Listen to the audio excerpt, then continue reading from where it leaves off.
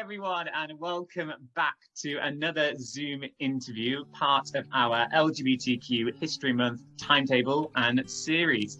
Now, tonight, who I've got with me is a very old friend, actually. We met probably about 15 years ago now, I think, and she's a very fierce ally. She's a very lovely lady, and her name is Katie Wood. Hi, Katie. Hello. There we are. Long time no see. Yeah, well, you said very old friend, by the way. Thanks. No, not like that. I mean, the years we've known each other is a long time. No, it's fine. Don't worry about it. It's fine. Yeah, She's looking to log out right now. No, it's fine. Yeah, I get it. Oh, dear me. It's fabulous to see you. Thank you so much for coming with us today. Welcome. You are so welcome. So for those who don't know you, can you please introduce yourself quickly, maybe tell them what you do and what you identify as with LGBT? Yeah, of course. So hello, I am Katie. I'm originally from York. I went to school with Adam in Pocklington in Walgate. Ages and ages and ages ago. He's an incredibly old friend. So from Walgate I went on to study at the Royal Northern College of Music. I did vocal and opera studies, so I spent 4 years in uni there, met my fella, so I lived in Manchester for 7 years. We decided only recently to move back to York, and I pretty much fell into HR. So after doing vocal and opera studies, went into HR. So it's really relevant to my course. Yeah, but I'm absolutely loving it. Currently stuck with my parents at the moment whilst we're trying to find another home to live. Mike is based in Manchester at the moment, so it's pretty difficult at the moment. But so I work at Queen Ethelburga's Collegiate as the HR officer. And it's really boring. No, it's not. It's not. I'm just boring as a person now. Don't be daft. Don't be daft. But within the community, I'm an avid ally of the community. Always have been for a very, very long time. A lot of my friends are part of the community. Like, I would say probably the majority of my friends are part of the community. Did you ask me what it means to me? Or no, but you can do. Go ahead. Oh, okay. Go for it. What does being an ally mean to you? Oh, so many things. Like I said, I just didn't prepare anything, so this is like completely off the cuff. So when I went to university, I was a fish out of water. Growing up in a rural area, it was really, really difficult for my friends. I mean, Adam, we were so close in school. It's a shame that obviously we've sort of like drifted apart because life happens. But you and I were so close in school, and we would sort of meet up together and lip sync High School Musical songs, and it was the best time ever. And I think being an ally, I get a lot of joy seeing people emit joy themselves. So like when I used to watch you dance to High School Musical and just be yourself, it gave me so much comfort and love and joy. I think that's the main part of being an ally. When I went to university, again, a lot of my friends were gay and lesbian, some were bisexual, but I think I just sort of gravitated towards those sort of people because they were so brave in themselves. And I think as a person, I've always struggled with anxieties and my own mental health. I have suffered with very, very ill mental health at points. And I just get really inspired by people of the community, because of their dedication, because of their courage, and yeah, like, I don't know. No, that's I think you put it beautifully there, and I think something that is very powerful about our community, and one thing that is my favorite thing, is it's our chosen family. We're given obviously our natural family, but within our LGBTQIA plus community, we start this brand new chosen family, and it's never ending. We can expand it constantly and make those new connections. And I think a lot of people will resonate with those mental health issues. It's very rife in our community. I think a lot of people struggle with it, but with that chosen family, we can support each other, ally or in the community themselves. It's a beautiful thing, and it's a beautiful connection to have. I agree. Yeah, and I think like Mike and I, so my partner at the moment, my fiance. Congratulations. Yeah. Oh, thank you so much. There's no wedding on the cards at the moment, like, because of everything, and it costs like millions of pounds. But yeah, so Mike he's 25 years older than me, and I struggled when I was growing up with my sexual orientation towards like older men. And it was only through sort of counselling that was explained to me that that's okay, you know, you are attracted to that sort of person, that's you're not doing anything wrong, that's your sexual orientation. So I think I sort of like related to the community in that sense, because you know, it wasn't a natural. Yeah, it wasn't. Yeah. Well, it's not natural. It's the wrong word. Absolutely wrong word. It's it wasn't the norm. It's not. It's explained to you. Exactly, and I think especially when you grow up in a rural community, so growing up in small villages in Yorkshire, you know, you don't necessarily have the same surrounding as you would in the city centre of Manchester. Yeah. So you know, you're surrounded by young couples who meet when they're 18 years old or younger in school.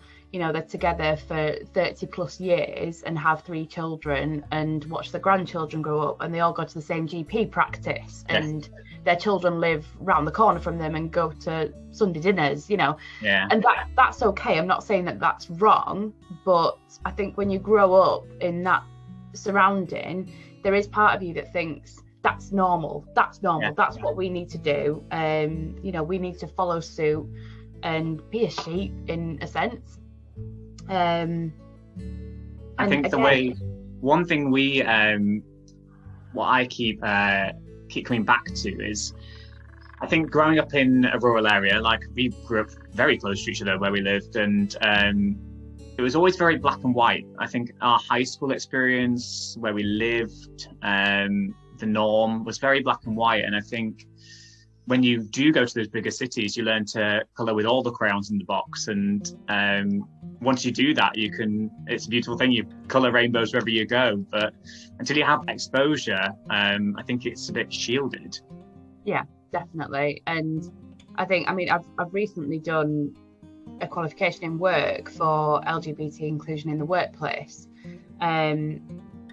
And it really, really touched on, well, it didn't touch on it, like really properly delved into the community history, things that I never knew about. So, it went into legislation of things. And one thing that really, really touched me was Section 28 that Maggie Thatcher brought in, and basically said that, you know, we're taking everything out of curriculum. Talking about homosexuality and gay men and lesbians, we are not allowed to talk about it.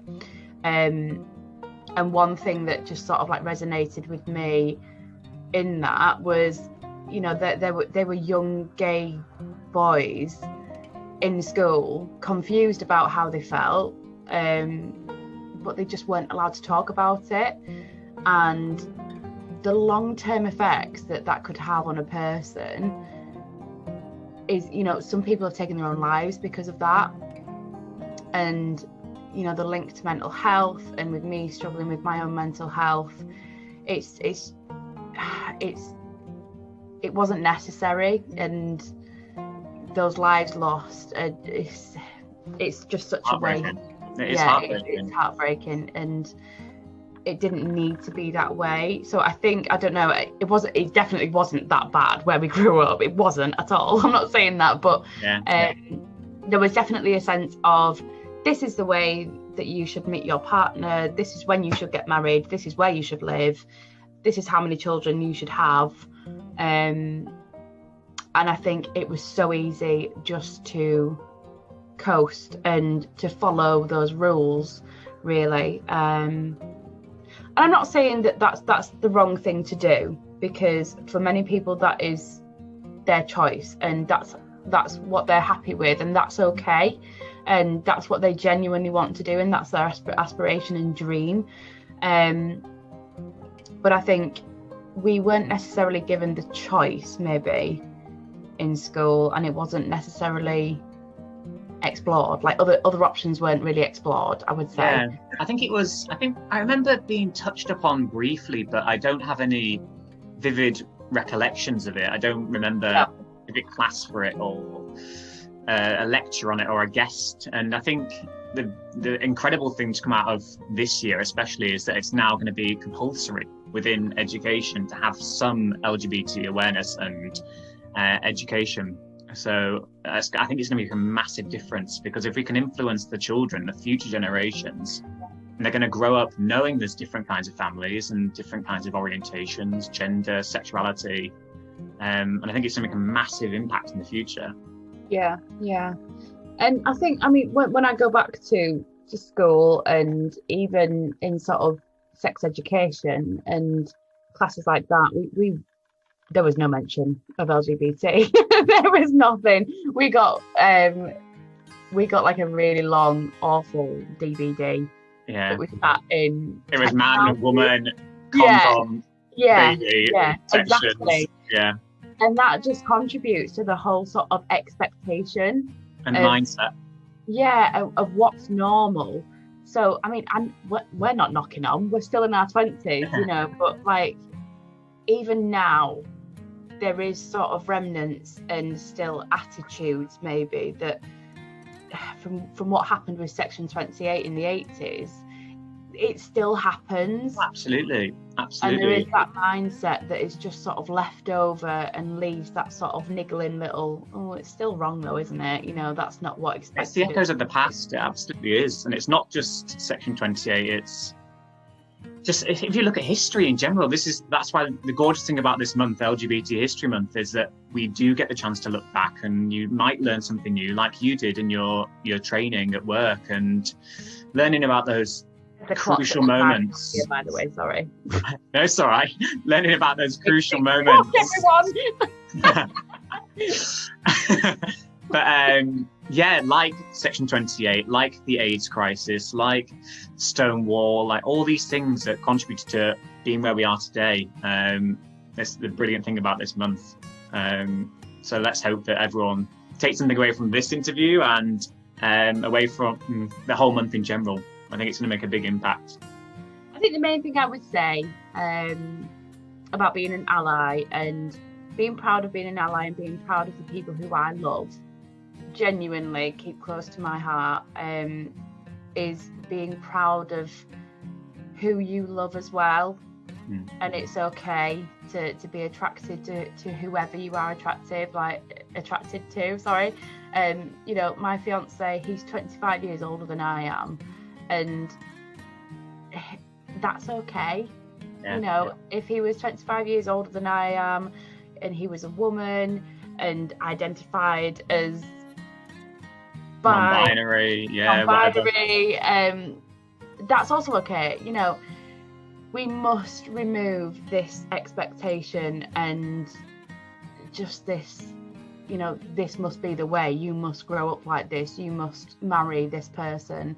And I think that the main thing that I would take from being an ally is just being proud of loving who you choose to love, and not being frightened of that, and being proud of who you are, and just admitting that joy. Like I used to watch you, it being Ryan in High School Musical, and I was Sharpay.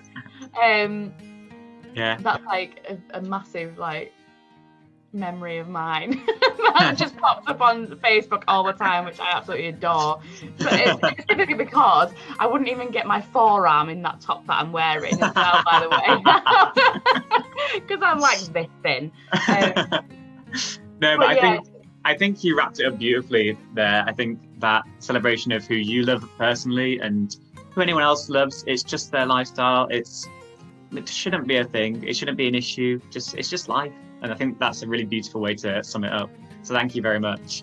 Now, before I let you go, do you have any social media or anything you want people to follow you on or keep up with your updates? If you're that sort of desperate to watch a sad old bag in just like a Sarah Millican reject. So I'm on YouTube. You can watch my YouTube videos of me singing though. That's fantastic. Yeah, that's actually something professional. Is that at Katie Wood? No, so if you just search for Katie Wood on YouTube, one of the things that'll probably come up is the Water of Tyne. Fantastic. Katie H Wood on YouTube. I don't know. Can't remember. Fantastic. Well, if you have a little look on there, I'm sure you'll pop up and we'll find some fabulous vocal videos. So thank you for that. And thank you for joining me today. It's been fabulous. You're so welcome. See you later, Katie. Bye.